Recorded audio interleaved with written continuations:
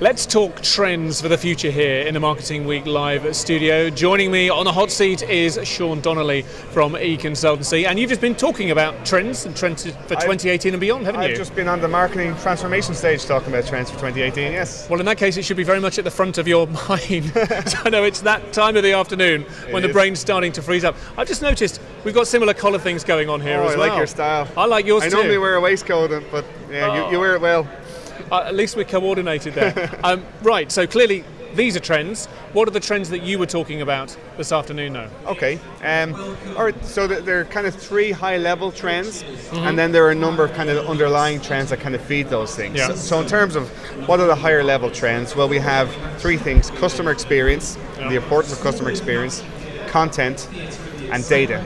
And they sound like three trends, but they very much go hand in hand. They kind of feed off of each other. Yeah. And underneath those things, then we kind of have different kind of digital technologies and tactics. So artificial intelligence will be a big one this year, and will probably be a big one for the next couple of years.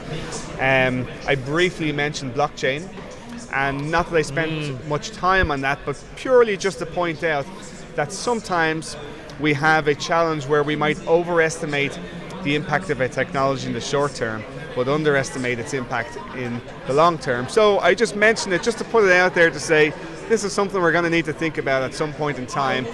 There's a lot of fads around it at the moment, but it's not going to go away. Yeah, absolutely. I think many people, including Bill Gates, have had things to say about overestimating in that short term, but come 5 or 10 years' time, that's when we start to get the real value out of these technologies. Exactly, and we don't necessarily know what that value is going to be. Okay. So another trend, or another thing that we talk about a lot at eConsultancy is the importance of learning and development. So that's managing from an organizational point of view, but then also as individuals, particularly if we work in marketing, we need to take responsibility for our own learning and development because we don't see what way those trends are going to go. And hands up, all of the research companies, they all take a view on where these trends are going to go, but generally, when you look back, if anybody were to take the time to look back in 10 or 20 years' time, they'll realize that everybody's wrong. Of course.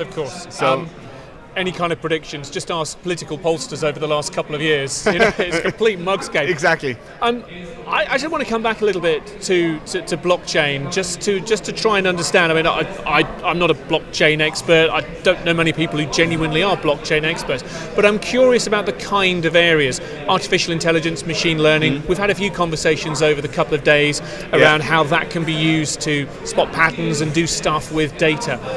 But in terms of blockchain, that's a term that's being bandied around, and the benefits are trying to be applied to a number of industries. Do you have any view on what the benefits to marketing might be of what blockchain distributed ledger brings? It is funny that you should ask me that, David, because I am just in the process of originating a piece of research on examining that very question. But that doesn't necessarily mean that I don't have an answer. It just means that a lot of the use cases that people talk about or write about or whatever, they're actually just hypothetical use cases. So in marketing, for example, so programmatic advertising is a big trend. There's a lot of money being spent on programmatic advertising, but obviously there are issues there in terms of the data supply chain and trust.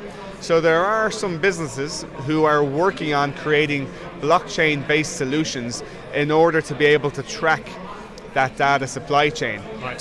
Which would mean if these solutions can work, and currently they don't, or at least they don't at any kind of meaningful scale, it will mean that as a marketer, you will be able to see how your pound is being spent. Whereas at the moment, the big issue around programmatic is there's a bit of a black box there, that people don't know how their money is being applied.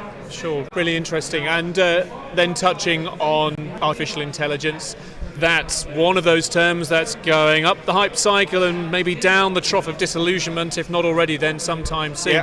How close do you see we are to getting some real value when it comes to leveraging artificial intelligence and machine learning to get some additional actionable insight out of the swathes of data that are being created? Well, so let's be honest. So you mentioned machine learning, and in actual fact, when we talk about artificial intelligence, generally what we are talking about as marketers is just heavy data crunching. Yeah. And it's not the artificial intelligence that people envision in their mind of the sentience and giving some kind of AI a personality. It's actually what we're talking about is generally more around machine learning. And in terms of the research that we did this year and that we presented on the stage a few minutes ago, the main use case for that is actually analyzing data. Because human beings, we're not very good at assimilating huge amounts of data. There's the magic number of 7. You know, it's very difficult to remember a phone number, but you can feed that information into a machine, and that should be able to pull out different kinds of insights and so on. But there's still a role for the human being to know the right questions to ask, to be able to interrogate that data, because a computer can analyze it, but it's up to us to ask the right questions. Absolutely, absolutely. Mine is brought back to Douglas Adams and the answer 42. You know, there you go. But what's the question? Oh, yeah, need a bit longer to work that out. Yeah. Listen, fascinating chatting with you, Seán. Thank you very much for taking your time out, coming and joining us here in the studio. Great stuff. Thank you. Thank you.